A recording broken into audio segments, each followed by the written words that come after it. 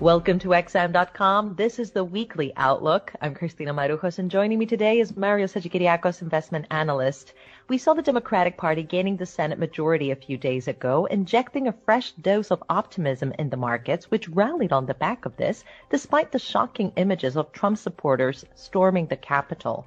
What can this mean to the American economy? Hello, Christina. Well, the social unrest part is not really important as far as the markets are concerned. The consensus seems to be that this was an isolated event and that we will have a smooth transition of power in a few days. Now, the Senate flip is actually extremely important. It suggests that moving forward, it's going to be much easier for the Democrats to introduce massive spending packages in case anything goes wrong during the recovery phase. Now, overall, I think investors are convinced that we are entering a new era of runaway deficit spending. And the icing on the cake is that we might get a stimulus, but we are unlikely to get any tax increases because the Democratic majority in the Senate is so slim. So it's really a win-win scenario for the markets. Now, overall, the dominant force right now, the main driver for the markets is stimulus. The lesson that we learned from last year was that when cheap central bank money meets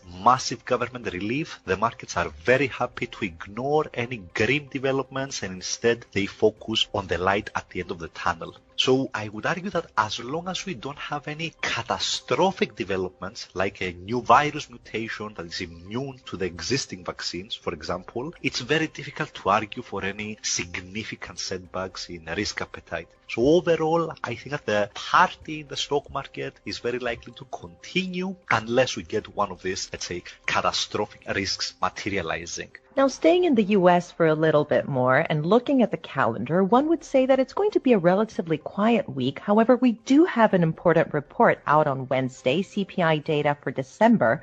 The following day, Fed Chair Powell will also hold a speech. So how do you see the dollar performing this week? Well, the dollar is really tricky right now. Normally, you would expect higher expectations for bigger and bigger U.S. government deficits to hurt the dollar. But this week, we saw exactly the opposite play out. Because investors were pricing in the bigger deficits, they were dumping U.S. government bonds that pushed the yields on those bonds higher, and that made the dollar a little bit more attractive, and it helped the reserve currency to stage a small rebound. Now, as far as next week is concerned, the main event is the CPI inflation data. I don't think that's going to be a huge event, but it will be very interesting to see whether we start seeing inflationary pressures gain some steam in the coming months. That will be quite important about the Fed's next step. So, for example, if we see inflation picking up, that could diminish any surviving hopes for the Fed to add even more stimulus in the coming months. Now, as far as the dollar is concerned, unlike most strategists, I am not bearish on the dollar. I am neutral and even slightly positive on the reserve currency. And my thinking is this: yes, we have the massive deficits in the US, and yes, we have fading safe haven demand for the dollar, but at the same time, the US economy is performing much better than the Eurozone. So most of the Euro area is still in a lockdown, the UK is in a lockdown, and the stimulus measures in those economies are much weaker than what we've seen in the US. So the US economy is much stronger right now. You also have stimulus in the pipeline already, and you might get even more stimulus packages down the road. So overall, I see an environment where the US is going to be growing faster than other regions in the coming year, and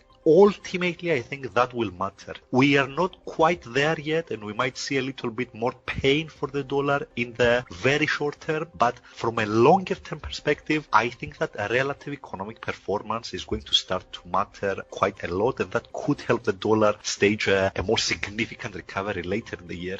And finally, turning to the UK now, it will release its GDP report for November on Friday.